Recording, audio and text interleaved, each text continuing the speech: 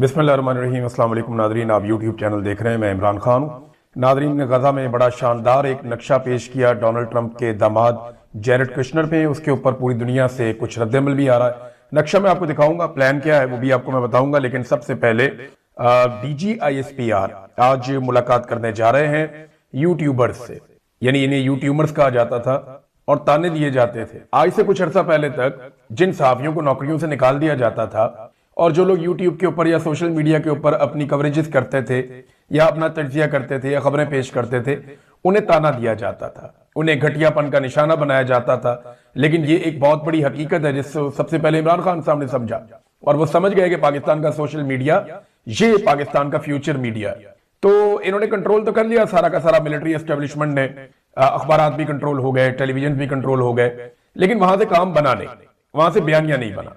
और अब पाकिस्तान की मिलिट्री एस्टेब्लिशमेंट ने अपनी जेरे निगरानी कुछ डिजिटल मीडिया के प्लेटफॉर्म्स बनाए, लेकिन जो भी प्लेटफॉर्म वो बनाते हैं वो बड़ी जल्दी बेनकाब हो जाता है। सबको पता चल जाता है कि ये प्लेटफॉर्म उनका है और फिर उसके बाद वो प्लेटफॉर्म भी फारिग हो जाता है। तो अब जनाब उन्होंने यूट्यूबर से मुलाकात करने का फैसला किया। बहुत सारे यूट्यूबर्स को ये दावत दी गई पहले, फिर उन्हें कंफर्मेशन की कॉल आई और उन सबसे कहा गया कि DGISPR आपसे मुलाकात करेंगे।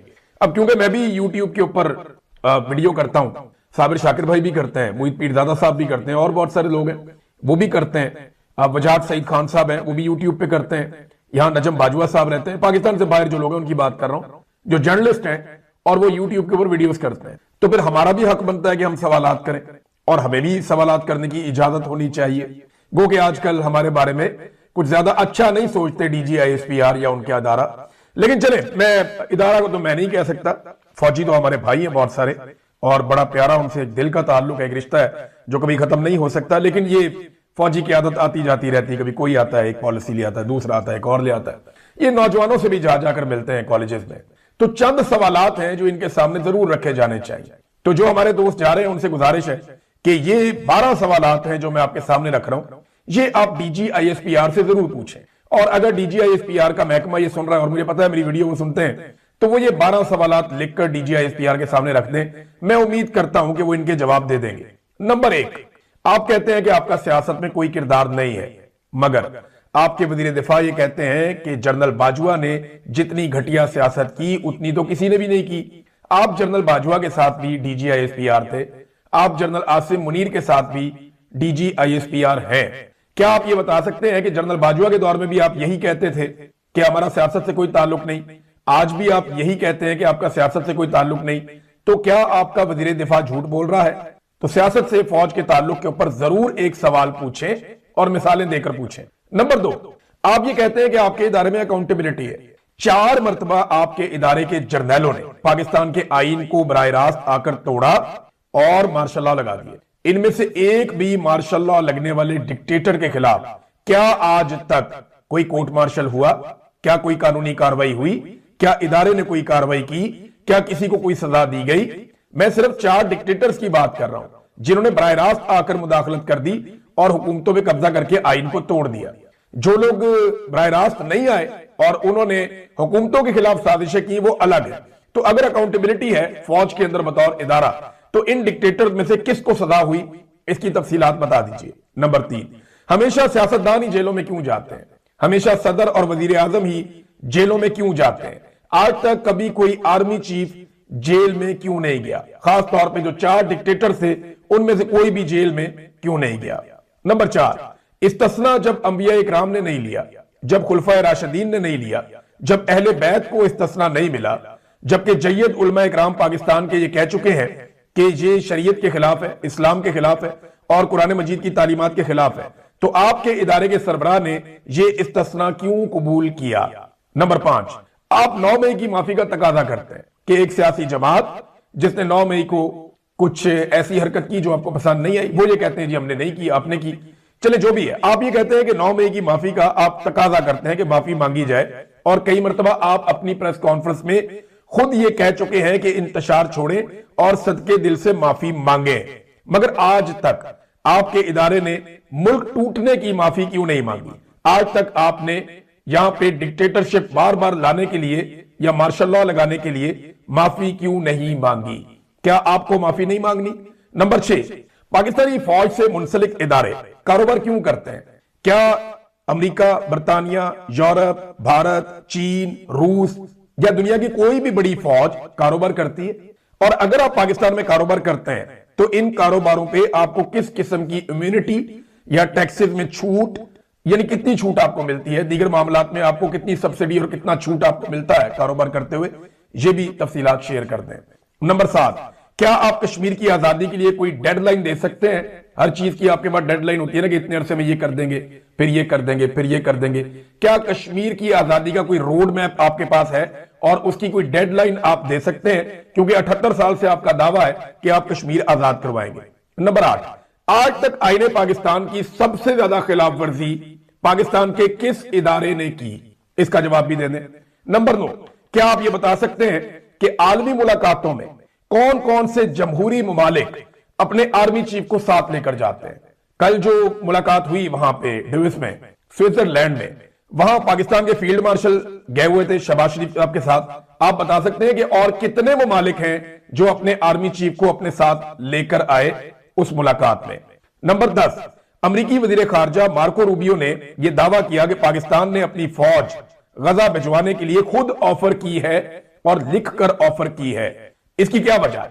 अगर आप ये कहते हैं कि ये हुकूमत का फैसला है, हुकूमत से पूछें, तो हुकूमत तो अपने फैसले भी आपसे पूछकर करती है और वो बबंगई दोहल ये कहते भी हैं और वो बार बार कहते हैं कि ये हाइब्रिड निजाम चल रहा है और फौज हमारे साथ हर फैसले के अंदर शामिल है। तो फिर ये कैसे मुमकिन है कि गजा में फौज भिजवाने के फैसले में फौज शामिल ना हो?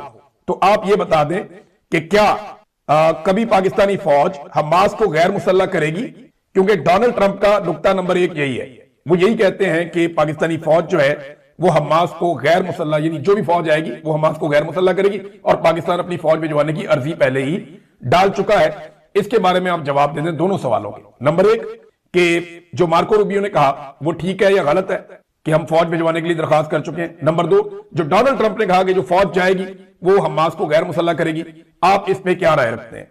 और आखिरी और 12वां सवाल, दहशतगर्दों को वापस लाने का जो फैसला है वो जनरल बाजवा और जनरल फैज ने किया था, ये सब जानते हैं।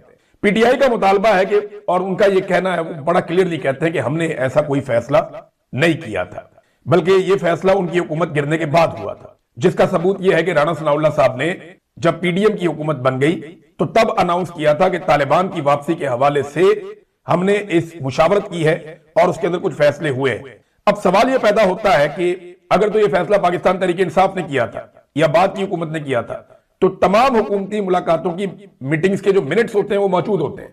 तहरीक इंसाफ का चैलेंज है कि आप वो मिनट्स निकालें और साबित करें कि यह फैसला पीटीआई ने किया था। हालांकि जो शवाहिद मौजूद हैं वो ये बताते हैं कि यह फैसला पाकिस्तान तहरीक इंसाफ की हुकूमत गिरने के बाद हुआ, दहशतगर्द भी उनकी हुकूमत गिराने के बाद लाए गए और इसकी शदीद मुखालफत मुराद सईद ने और पाकिस्तान तहरीक इंसाफ ने की थी। मैंने खुद भी इस पे बहुत सारे वीलॉग किए थे। तो डीजीआई इस प्यार से जानना चाहते हैं कि दहशतगर्दों को लाने वाले इन जर्नैलों से क्या आज तक कोई पूछगछ हुई या नहीं हुई? तो ये वो चंद 12 सवाल है। पूछने को तो मैं 1200 सवाल पूछ सकता हूं, मैं अपने बारे में पूछूं तो 15-20 सवाल पूछ सकता हूं, लेकिन डीजीआई एसपीआर साहब को इन सवालात के जवाब देने चाहिए और ये जवाब मैं नहीं, पूरी कौम जानना चाहती है। हमें पता तो चले कि एक्चुअली आप हर दफा अपना कोई ना कोई बयानियां बता देते हैं, कभी हमारे सवालों के जवाब दीजिए। ये वो सवाल है जो आपके सामने बैठकर करना शायद मुश्किल हो जाता है, लेकिन मैं उम्मीद करता हूं कि शुगर कोटिंग करके या किसी भी तरह इनको नरम करके इन सवालात को डीजीआई एसपीआर तक हमारे जो दोस्त आज जाएंगे मुलाकात करने के लिए वो किसी ना किसी तरह पहुंचाएंगे और उनके अपने जहन में भी बहुत सारे सवालात होंगे, करंट अफेयर से मुताल्लिक भी, बाकी चीजों से मुताल्लिक भी। नाज़रीन, अब आ जाए जो नक्शा एक पेश किया डोनाल्ड ट्रंप के दामाद जैरेड कुश्नर ने। इस नक्शे के ऊपर बड़ा रोला पड़ा हुआ है। मैं पहले आपको ये नक्शा दिखाता हूं। ये देखें नक्शा, ये नक्शा है। इसके अलावा कुछ तस्वीर भी इन्होंने बनाई जो आर्टिफिशियल इंटेलिजेंस के जरिए बनी हुई थी। उन्होंने दिखाया कि बड़ी बड़ी बिल्डिंग है, बहुत बड़े बड़े प्लाजे हैं, बहुत खूबसूरत इमारात हैं, बड़ी अच्छी सड़कें हैं, बड़ा जबरदस्त एयरपोर्ट है, बागात, फसलें, बहुत कमाल, खेलों के मैदान। ये ऐसा लगता है जैसे एक रेजिडेंशियल सोसाइटी का, एक रिहायशी कॉलोनी का एक नक्शा बनाया गया। गजा जहां पे बेशुमार इंसानों का कत्लेआम किया गया, जहां बच्चों के सबसे बड़े कब्रिस्तान है, जहां पे इज्तिमाई कब्रें मौजूद हैं, गजा जहां पे जुल्म और बर्बरियत का एक पूरा दौर हमने देखा, वहां पे एक रिहायशी कॉलोनी बनाई जा रही है। अब ये कॉलोनी का नक्शा आ गया और इस नक्शे के ऊपर बहुत सारे लोगों ने बात की है। सबसे पहले लग्जमबर्ग से ताल्लुक रखने वाले आलमी सहाफी हमजा अत्तार ने बोर्ड ऑफ पीस और जेरेड कुश्नर की प्रेजेंटेशन पे ये तबसरा किया है, और ये तबसरा अब आप देखें, नक्शा अपने सामने रख लें और आप देखते रहें।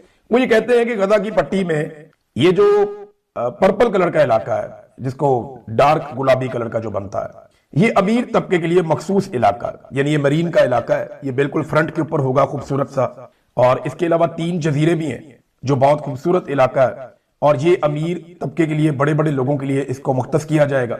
जो पीला रंग है, यहाँ पे वर्क फोर्स रहेगी, यानी जो लोग काम करने वाले लोग हैं, वर्कर्स हैं, जो यहाँ पे दफातर में काम करेंगे, ग्राउंड पे काम करेंगे, उन सब के लिए जो रिहायशी कॉलोनियां बनेंगी वो ये पीले रंग के इलाके में बनेगी। सफेद रंग जो है वो इसराइली कब्जे को मामूल पर लाने का अमल है, और मिस्र के साथ कोई सरहद नहीं है। उन्होंने ये भी बता दिया कि बीच का जो एरिया वो खत्म कर दिया गया और अब सब कुछ इसराइल के जरिए होगा। रफा क्रॉसिंग का कोई नामो निशान नहीं है। रफा वो इलाका है जहां से क्रॉसिंग करके इमदादी सामान गजा के अंदर दाखिल होता था, वो खत्म कर दिया गया इस नक्शे में। इनका ये दावा है, और साथ ये बता रहे हैं कि तवाजुन की पूरी तब्दीली कर दी गई है, और जो आबादी है उसको दूसरी तरफ धकेला जाएगा, और गजा की आबादी जो है उसे किसी और तरफ लेकर जाएंगे। यानी आबादी का रुख गजा शहर से खान यूनस और रफा की तरफ मोड़ा जा रहा है, बावजूद इसके कि वहां की आबादी गजा शहर से कम है। तो गजा का जो एरिया है वो सबसे कीमती प्लॉट है। डोनाल्ड ट्रंप ने ये बात भी की है कि सबसे पहले लोकेशन देखी जाती है। ये बहुत खूबसूरत लोकेशन है, खूबसूरत साफ सुथरा समंदर है, बड़ा जबरदस्त साहिल है खूबसूरत, और उस साहिल के सामने एक जबरदस्त लैंड है। यहाँ पे वसाइल भी हैं, समंदर के अंदर मादनियात भी हैं, पेट्रोलियम के जखायर भी हैं, फिर जबरदस्त किस्म की एक बंदरगाह है जो बन सकती है वहां पे, इंटरनेशनल एयरपोर्ट, और जो मरीन के ऊपर एक ड्राइव बनेगी, बड़ी खूबसूरत सड़क, वो भी जनाब इसराइल के कंट्रोल में होगी। और जो गजा के अंदर बिजली आएगी वो जनाब इसराइल के कंट्रोल में होगी, जो एनर्जी आएगी, बाकी सारे सोर्सेज इसराइल के कंट्रोल में होंगे, सड़कें इसराइल के कंट्रोल में होंगे। इन्होंने ये सारा बताया इसके अंदर, और साथ ही साथ ये बता रहे हैं कि अगर कोई मछली पकड़ने के लिए जाना चाहेगा तो वो जो हार्बर है वो भी इसराइल के कंट्रोल के अंदर है। माहीगीर जो है वो मछली पकड़ने के लिए गजा के लोग वो नहीं जा पाएंगे। अब वो ये कहते हैं, खुलासा इसका ये है कि ये मनसूबा जाहिर करता है कि गजा को एक ऐसी कारपोरेट जेल में बदला जा रहा है जहां अमीर तबका अलहदा जजीरों पर मरीनाज में रहेगा, जबकि आम फलस्तीनियों को सस्ती लेबर के तौर पर मखसूस जोन्स में रखा जाएगा, जिनका मुकम्मल कंट्रोल इसराइल के हाथ में होगा। ये नकार जाहिर करते हैं कि इस मंसूबे का असल मकसद फलस्तीनियों के माशी और समाजी ताल्लुकात को तोड़कर उन्हें छोटे छोटे हिस्सों में तकसीम करना, ताकि इनकी इज्तमाई मज़ामत को खत्म किया जा सके और इनकी बैनुल-अक़वामी कानूनी हैसियत को खत्म करके इन्हें महज एक मजदूर तबके में बदल दिया जाए। ये जनाब इस नक्शे के ऊपर जो है वो इस किस्म का एक रद्द-ए-अमल आया। स्कॉटलैंड के एक तारीखदान विलियम, उन्होंने जो है ट्रंप के बोर्ड ऑफ पीस के ऊपर एक ट्वीट किया। उन्होंने कहा जी 6 बादशाह, 3 साबिक सोवियत यूनियन के ओहदेदार हैं, 2 फौजी हमायत याफ्ता हुकूमतें हैं जिनमें पाकिस्तान की भी है, और एक ऐसा लीडर जिसे मुबैना जंगी जराइम की पादाश में आलमी अदालतें इंसाफ तलाश कर रही है। वो कह रहे जी ये टोटल प्लान है, ये वो गजा पीस बोर्ड के अंदर शामिल लोग हैं, और उसकी उन्होंने ये तारीफ की है सिंपली। अच्छा, काफी तनकीद भी हो रही है जो तस्वीर पेश की जेरेड कुश्नर ने, क्योंकि देखने में तो बड़ी खूबसूरत तस्वीर लगती है, ऐसा लगता है गुलो गुलजार बनने वाला है गजा के अंदर, लेकिन इसकी कीमत कौन चुकाएगा, और जो गजा वाले हैं क्या वो इसके मालिक रहेंगे बाद में? ये बहुत सारे सवालात हैं जो लोगों के ज़हनों में उठ रहे हैं। पाकिस्तान के अंदर लोग बहुत ज्यादा इस पे रद्द-ए-अमल दे रहे हैं, गुस्सा कर रहे हैं, लेकिन रद्द-ए-अमल सिर्फ जुबानी कलामी है। ग्राउंड के ऊपर कोई आने की जरूरत कर नहीं सकता। पाकिस्तान तहरीक इंसाफ निकलती है तो मार मार के तबाही पेड़ देते हैं, गोलियां चला के बंदे मार देते हैं। तहरीक लब्बैक के साथ जो हुआ वो आप सारे अच्छी तरह जानते हैं। फजल रहमान साहब को इजाजत दी जाएगी, हल्की फुल्की वो ढोलकी बजा लेंगे एहतजाज की। जमात इस्लामी को भी इजाजत मिल जाएगी, वो भी हल्का फुल्का एहतजाज कर लेंगे। इनके अलावा किसी को एहतजाज की ये गजा वाले मामले के ऊपर इजाजत नहीं दी जाएगी। ये बोर्ड ऑफ पीस के अंदर जो शमूलियत की है उसमें किसी और को इजाजत नहीं होगी। ये बड़ा क्लैरिटी के साथ मैं आपको बता रहा हूं। ओवरऑल जो बहुत सारे लोग इसके ऊपर रद्द-ए-अमल दे रहे हैं, ज्यादातर लोगों का ये कहना है कि ये एक्चुअली गजा के जो शहरी है उन्हें सस्ती लेबर के अंदर तब्दील कर दिया जाएगा, वो अपने ही इलाकों में मजबूर और महकूम होकर जिंदगी गुजारेंगे। इसराइल के इख्तियारात और ताकत बहुत बढ़ जाएगी। डोनाल्ड ट्रंप का ना सबको शुक्रिया अदा करना चाहिए, क्योंकि डोनाल्ड ट्रंप की जो सच बोलने की आदत है ना, वो बहुत सारे मसाइल को पैदा होने से पहले ही खत्म कर देती है। और पाकिस्तान जैसे ममालिक के जो हुक्मरान है ना, उनके पास जो मार्जिन होता है अपनी कौम को बेवकूफ बनाने का और उन्हें पागल बनाने का, वो मार्जिन डोनाल्ड ट्रंप उनसे छीन लेता है।